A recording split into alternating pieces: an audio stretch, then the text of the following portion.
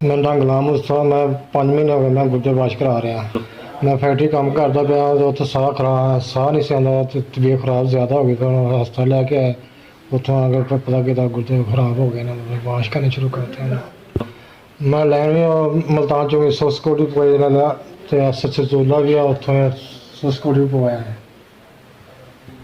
ਸਚੋਲਾ ਤਕਰੀਬਨ ਚੱਲੇ ਥੋੜ੍ਹਾ ਜਿਹਾ ਮਾੜਾ ਆਸਾ ਕਰਦਾ ਜਾਂ ਫਿਰ ਨਹੀਂ ਚੱਲਦਾ।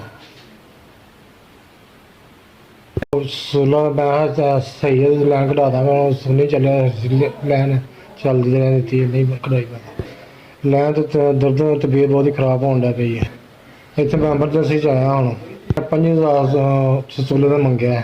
ਮੈਂ ਮਿਹਨਤ ਮਜ਼ਦੂਰੀ ਕਰਦਾ। ਮੈਂ 3 ਬੱਚੇ ਨੇ। ਮੈਂ ਕਮਾਉਣਾ ਮੇਰਾ ਕੋਈ ਨਹੀਂ ਹੈਗਾ।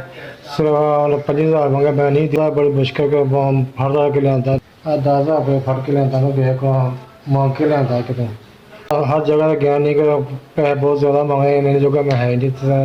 ਯਾਰ ਦੋਸਤ ਨੇ ਦਿੱਤੇ ਪਹਿਲਾਂ ਜੇ ਦੇਤੇ ਉਹ ਥੋੜ੍ਹੇ ਬਹੁਤ ਲੱਗ ਲੁੱਗ ਗਏ ਵੇਲੇ ਰੋਟੀ ਤੋਂ ਹਵਾਦਾਰ ਬੈਠੇ ਆ। 10,000 ਮੇਰੇ ਕੋਲ 15,000 ਘੱਟਦਾ ਪਿਆ। ਮੈਂ ਮਿਹਰਬਾਨੀ ਕਰੋ ਕੋਈ ਕੁਛ। ਤਬਾਹੀ ਮਚਾਈ। ਜੋ ਵੀ ਰਿਸ਼ਤੇਦਾਰ ਉਹਨਾਂ ਦਾ ਦੂਰ ਦਰਾਜ ਉਹ ਵੀ ਬੁਲਾ ਲਿਆ।